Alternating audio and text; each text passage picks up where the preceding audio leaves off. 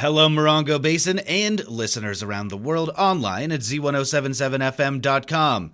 Here is the Z107.7 local news for Wednesday, March 29th, 2023. A freight train carrying iron ore derailed in the Mojave Desert on Monday, but there were no injuries, according to the San Bernardino County Fire Department, nor was there any fire. The Associated Press reports that 55 rail cars loaded with iron ore and 2 locomotives derailed around 8:30 a.m. in the Mojave National Preserve. Iron ore, part of the steelmaking process, spilled from the rail cars but is not a hazardous material. The derailment occurred near Kelso Depot, an historic railroad site developed in the early 1900s, about 100 miles northeast of Joshua Tree. County Fire said that there was no current threat to the public or the environment. Fraudsters impersonating a bank, even down to the phone number, have scammed a Morongo Basin resident of nearly $50,000. Online news editor Robert Hayden is here with the story. According to the San Bernardino Sheriff's Department, a man was contacted by someone identifying themselves as a Chase bank agent and told the man that there were fraudulent purchases on his Chase account. The victim says they confirmed that the number matched the number on the back of their card and was thinking the call was odd, so they called the number back and were reassured that they were speaking with the Chase fraud department. The victim was instructed to wire money to the supposed fraud department, saying they would get it back on Monday the 27th. The victim didn't receive a phone call or the money back on Monday and confirmed with Chase that they did not contact him. According to the sheriff's report, the victim is out $49,000.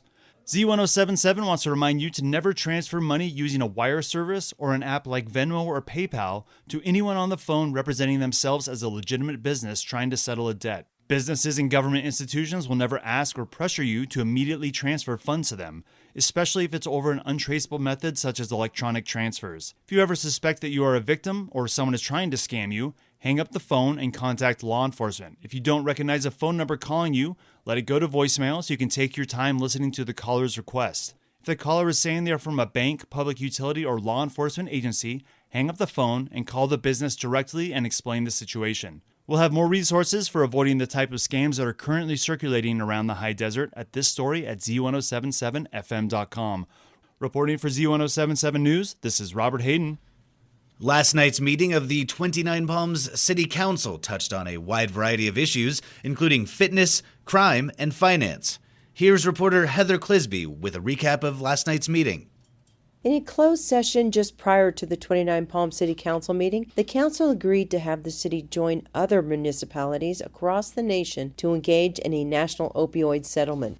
Community Events Coordinator Scott Clinkscales then presented an idea for the Healthy Cities Campaign Grant, which is $30,000 going toward a fitness court at Knott Sky Park. The city would be required to come up with another $175,000 to complete the project. The council voted to advance the concept, but to explore other locations and conduct price comparison. The council easily voted to support Assembly Bill 1708 to address a problem created by Prop 47, which recategorized some nonviolent offenses as misdemeanors rather than felonies. Prop 47 increased the dollar amount a person can steal without going to jail from $450 to $950 and removed the repeat offender classification. San Bernardino County Sheriff Captain Robert Warwick noted that this distinction has created a problem statewide, and locally offenders steal alcohol while using calculators to make sure the theft is a misdemeanor with only a citation and no jail time. Finally, the council again reviewed the Public Arts Advisory Committee mission statement. After some voiced concerns about overreach, the council edited the statement, removed an option for an alternate member, and clarified the PAC to be an advisory body only. Reporting for Z107.7, this is Heather Clisby. At last night's Yucca Valley Planning Commission meeting, James Henderson nominated Clint Stoker as the new chairman. Matthew Thomas appointed Gerard Noonan as vice chair. The Planning Commission also reviewed the exterior color change permit and revised Carl's Jr. building signage. Reporter Hillary Sloan will fill you in on the meeting. The Planning Commission questioned the bright exterior red color and illuminated metal corrugated signage projecting above the roofline of the existing Carl's Jr. proposed for renovation. Since the changes are not in keeping with the town's design ordinance, a motion was made for Carl's Jr. design staff to work with town staff and resubmit the permit. In the land update report, Nice Dreams Ices is working its way through minor revisions, and High Desert Times, the Wine and Rock Shop, and Blue Star RV are progressing. Grading is underway for the Quick Quack Car Wash, and staff provided a 30-day review letter to Starbucks West. There are 58 open vacation rental permits at this time. Lastly, Vice Chair Noonan asked if there was news about the movie theater. Staff said the theater has sold, but this is the only information available now. Reporting for Z107.7, this is Hillary Sloan. A 29 Palms man has been sentenced to 10 years in prison for a DUI that left a Yucca Valley woman dead. After a collision on June 25, 2020, Michael Wright, 35, was treated for injuries and arrested for driving while intoxicated on cannabis. Wright was involved in a collision with another car on 29 Palms Highway near Airway Avenue in Yucca Valley, and the passenger of the other car, Rosemary Reynolds, a 68-year-old resident of Yucca Valley, succumbed to injuries related to the collision. On March 16th of 2023, Michael Wright was convicted of gross vehicular manslaughter while intoxicated and was sentenced to a 10-year sentence in state prison. Dawn Rao, recently elected as chair of the County Board of Supervisors, is hosting her second open house in Joshua Tree for her constituents, residents of the 3rd District. Reporter Heather Clisby rejoins us to preview this afternoon's event. In the absence of the Morongo Basin Advisory Council, County Supervisor Dawn Rao has invited Morongo Basin residents for another open house. This one scheduled for Wednesday, March 29th from 4:30 p.m. until 6 p.m. The last open house focused on code enforcement, while this one will focus on special districts. The event will be held at the Joshua Tree Community Center at 6171 Sunburst Avenue in Joshua Tree. Reporting for Z107.7, this is Heather Clisby. Joshua Tree National Park's Black Rock Art Gallery is debuting a new show on Friday that features work made by local students. Morongo Valley-based nonprofit Groundwork Arts worked with Yucca Valley-based artist Juan Thorpe to provide instruction to local youngsters. Thorpe instructed students in the practice of automatism, a creative process that allows the unconscious mind to create by drawing with no plan or preconceived idea, which was used to create a series of trading cards that will be featured in the show.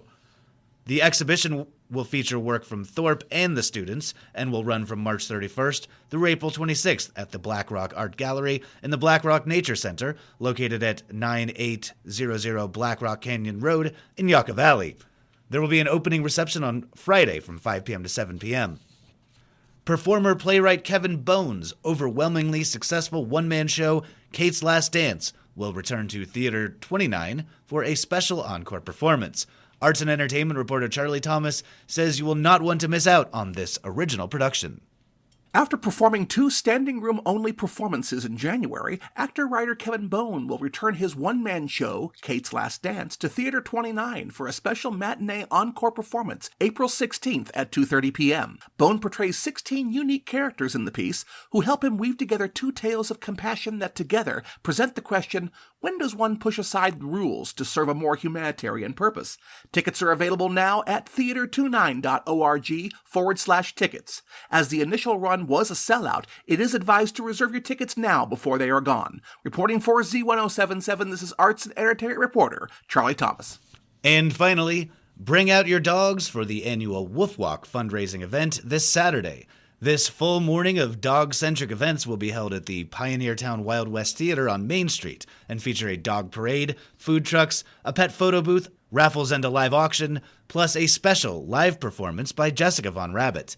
The event is completely free, though it costs $40 to register for the parade.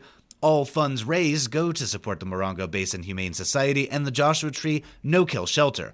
The fun begins at 9:15 a.m. and runs until 1 p.m. We're selling raffle tickets in advance of the event here at the Z107.7 office, located across the road from the post office in Joshua Tree.